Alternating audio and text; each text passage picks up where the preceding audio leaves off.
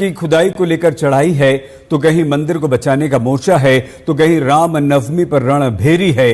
News room में आज हम बात करेंगे उन खबरों की जो कहीं ना कहीं धर्म मजहब से जुड़ी हैं और कहीं ना कहीं राजनीति के केंद्र में भी हैं। औरंगजेब की कब्र को लेकर महाराष्ट्र की राजनीति लगातार उबल रही है। औरंगजेब के बहाने विवादों से भरे बयान दिए जा रहे हैं और इसमें महाराष्ट्र के ही नेता शामिल नहीं। उधर दिल्ली में मंदिरों को गिराने को लेकर कल रात से नई गर्मागर्मी चल रही है, तो बंगाल में विधानसभा चुनाव आने वाला है और उससे पहले हिंदुत्व पर राजनीतिक हथियार चमकाए जा रहे हैं। बीजेपी ने हिंदू हिंदू भाई भाई का नारा दिया है और राम नवमी पर नया प्लान भी तैयार कर रखा है। लेकिन सबसे पहले नागपुर की बात। नागपुर हिंसा में एक और बड़ी खबर इस समय आ रही है। नागपुर में 17 मार्च को हुई हिंसा के बाद महाराष्ट्र पुलिस साइबर सेल की चौकसी से बड़ा खुलासा हुआ। नागपुर हिंसा के बाद अब माहौल बिगाड़ने का बांग्लादेश कनेक्शन सामने आया। पता चला है कि नागपुर में जो हिंसा हुई उसके बाद बांग्लादेश से सोशल मीडिया पर माहौल बिगाड़ने का प्रयास हो रहा है। बांग्लादेश के एक यूजर ने सोमवार को हुए दंगे को छोटा दंगा बताते हुए बड़े दंगे कराने की धमकी दी है। तो हिंसा को भड़काने में बांग्लादेश का कनेक्शन सामने आया है और अब सरतन से जुदा जैसे बयान भी पोस्ट हुए हैं। इस बीच पुलिस ने फहीम पर राजद्रोह के आरोप में संगीन धाराएं लगा दी।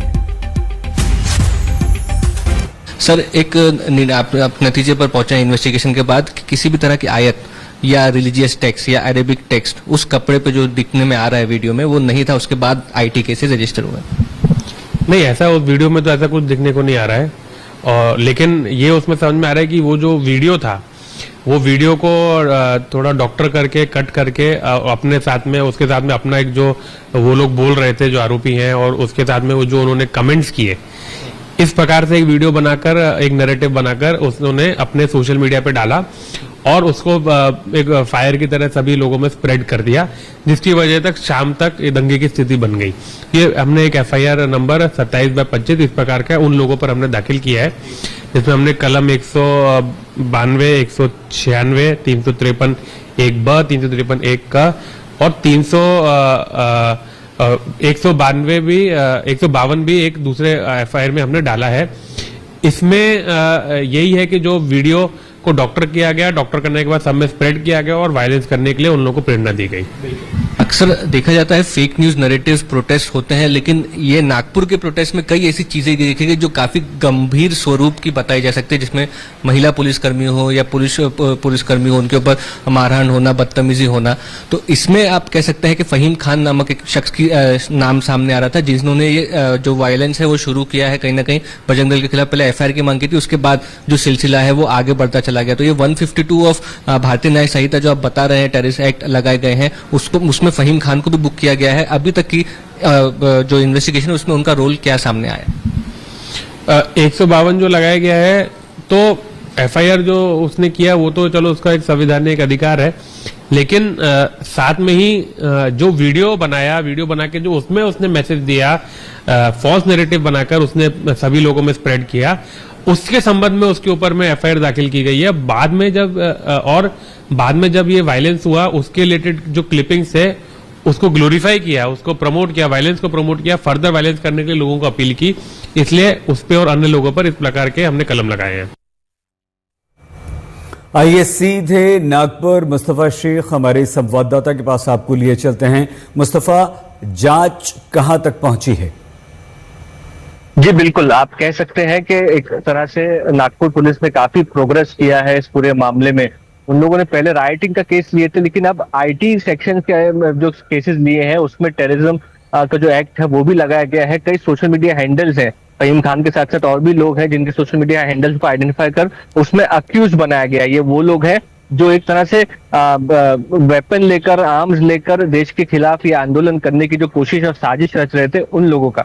सबसे बड़ा पहलू इस पूरे केस में अब ये रह जाता है कि ये पूरा जो मामला हुआ है नागपुर वायलेंस का, इसमें कोई ऐसा शख्स है जिसके कहने पर या जिसके इन्फ्लुएंस पर ये चीजें हुई है और उसको स्पॉन्सर किया गया है। तो मेन लिंक, कॉमन लिंक कौन है जिसने पूरी कॉन्स्पिरेसी रची है? क्योंकि एक बड़ा आप कह सकते हैं कि जो वायलेंस है वो होता हुआ दिखा। कहीं भी एक वीडियो वायरल हुआ, उसके बाद जिस तरह से सोशल मीडिया के सपोर्ट से 4 से 5 घंटे में पूरे नागपुर में ये वीडियो फैला है, लोगों को मोबिलाइज किया गया है, उसके बाद जिस तरह से पथराव हुआ टारगेट किया गया पेट्रोल पंप से पुलिस की गाड़ियों को, महिला पुलिस कर्मियों को, इन सभी चीजों को लेकर के वो मेन मुख्य आरोपी कौन है, मुख्य लोग कौन है जिसमें इस नागपुर को भड़काने में, नागपुर के लोगों को भड़काने में अहम रोल निभाया है, इस पे पुलिस जो है फिलहाल जांच कर रही है। बहुत धन्यवाद। लेकिन सबसे पहले औरंगजेब की कब्र को लेकर जारी लड़ाई की बात करते हैं, जिसमें लगातार तेजी आ रही है। विभिन्न बयान आ रहे हैं और इनके बीच उत्तर प्रदेश के मुख्यमंत्री योगी आदित्यनाथ ने भी कह दिया है कि विदेशी आक्रांताओं का महिमा मंडन राष्ट्रद्रोह माना जाएगा। योगी आदित्यनाथ बहराइच में थे, संदर्भ सुहेलदेव महाराज का था, लेकिन ये बयान ऐसे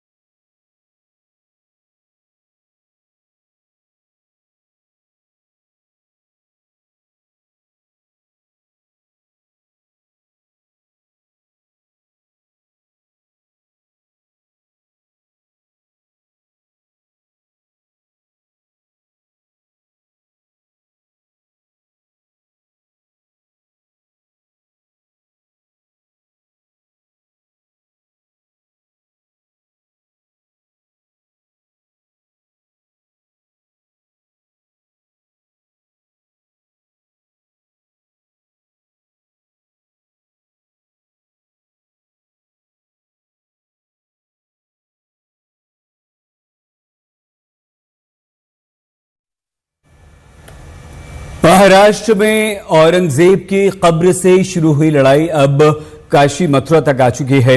महाराष्ट्र से उत्तर प्रदेश तक बीजेपी के नेता बाबरी दोहराने की बात करने लगे हैं। काशी मथुरा में मस्जिद ध्वस्त करने की धमकी देने लगे हैं। पश्चिमी उत्तर प्रदेश में बीजेपी के नेता संगीत सोम के एक बयान पर तूफान खड़ा हो गया है। संगीत सोम ने क्या कहा है औरंगजेब को लेकर?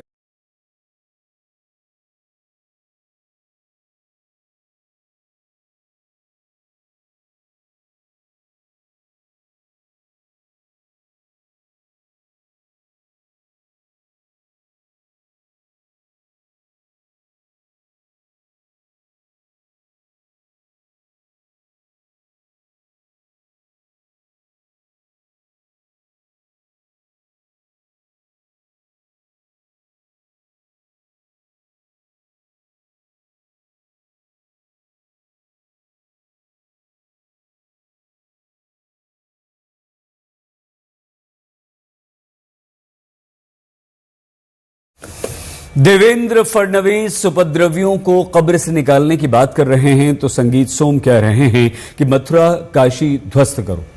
कांग्रेस के सांसद इमरान मसूद की प्रतिक्रिया इस पर मिली। कांग्रेस सांसद इमरान मसूद हमारे साथ मौजूद हैं। मसूद साहब, बीजेपी ये कह रही है कि जैसे बाबर की निशानी बाबरी मस्जिद गिरा के हटाई, वैसे औरंगजेब की भी हटा देंगे, क्या कहेंगे आप?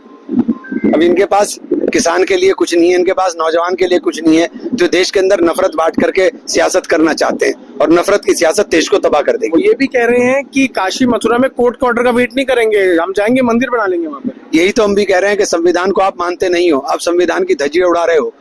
कोई भी देश संविधान से चलता है, उस देश का दस्तूर, उस देश का आईन और उस देश की अदालत, उसकी गारंटी होती है कि देश के अंदर किस तरह चलेगा, और ये तीनों चीजों को तबाह करने जा रहे हैं। लेकिन क्या ऐसा होने देंगे आप? संगीत सोम का बयान। देखिए, हम लोग तो लड़ाई लड़ेंगे, हम लोग तो लोकतांत्रिक तरीके से, हम गांधीवादी लोग हैं, गांधीवादी तरीके से लड़ते रहेंगे। इस तरह के बयानों से आपको क्या लगता है, क्यों इस तरह के बयान दिए? देश को नुकसान कर रहे हैं। ये तो सबसे बड़े देश के दुश्मन है। कांग्रेस के सांसद सुखदेव भगत ने कहा है कि दुनिया अंतरिक्ष जीत रही है और बीजेपी धार्मिक मुद्दों में फंसी हुई है। कांग्रेस सांसद सुखदेव भगत इस वक्त हमारे साथ हैं। सर, हम देख रहे हैं किस तरह से औरंगजेब के ऊपर लगातार बयानबाजी हो रही है। अब बीजेपी के संगीत सोम है, उनका ये कहना है कि जिस तरह से बाबरी मस्जिद गिराकर बाबर की निशानी मिटाई, वैसे ही औरंगजेब की निशानी इस देश से मिटा देंगे। आपकी क्या राय है इस पर? निश्चित रूप से कल सुनीता विलियम्स आई हैं, लोग स्पेस पे जा रहे हैं, गड़े मुर्दे उखाड़ रहे हैं। ये मैं समझता हूँ ये इसलिए कि क्या इस प्रकार का नफरत का माहौल क्यों ही फैलाना चाहते हैं। लोग आगे की ओर देख रहे हैं, पीछे की ओर देखते हैं। मैं समझता हूं कि लगातार, और ये मैं जरूर कहना चाहूंगा कि जब से भारतीय जनता पार्टी और मोदी जी की सरकार आई है, उनके वक्तव्य आप देख रहे हैं लगातार, चाहे वो कटोगे बटोगे कपड़े से पचारे जाएंगे, माहौल जो है ये विषाक्त करने जा रहा है। और मैं समझता हूं देश के लिए बहुत घातक है, लोकतंत्र के लिए बहुत घातक है। औरंगजेब विवाद को देखते हुए खुल्दाबाद में औरंगजेब की कब्र की सुरक्षा सरकार ने बढ़ा दी है। औरंगजेब के कब्र का विवाद थमता दिखाई नहीं दे रहा है। फिलहाल मैं हूँ खुल्दाबाद में और आप मेरे राइट साइड में देख सकते हैं कि यहाँ पर औरंगजेब आलमगीर का मजार है, लेकिन सुरक्षा के हेतु इस मजार को अब और ज्यादा प्रोटेक्ट कर दिया गया है। जो लॉर्ड कर्जन ने जाली लगवाने का कहा था निजाम को, वो जाली है। उसके बाद वायर फेंसिंग है और वायर फेंसिंग के बाद ये 3 का शेड दिखाई दे रहा है। ये 3 शेड की अगर हाइट की बात की जाए तो तकरीबन 12 से 15 फीट इस 3 शेड की हाइट है। और मैं जिस परिसर में खड़ा हूँ ये है हजरत ख्वाजा जैनुद्दीन शिराजी रहमतुल्लाह अलैह की दरगाह है और दरगाह के परिसर में ही औरंगजेब की कब्र है। तो दूसरी ओर अगर देखें आप तो औरंगजेब के जो बेटे हैं आजम शाह और उनकी पत्नी, उनकी भी कब्र यहाँ पर मौजूद है। अब देखना यह है कि इतनी सुरक्षा होने के बाद भी जो विवाद है औरंगजेब की कब्र का वो थमता है या नहीं।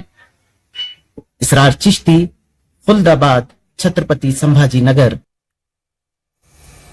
विधानसभा की अगली लड़ाई अब बंगाल में होने वाली है और इस लड़ाई में लगातार गर्मी दिखाई देनी शुरू हो चुकी है।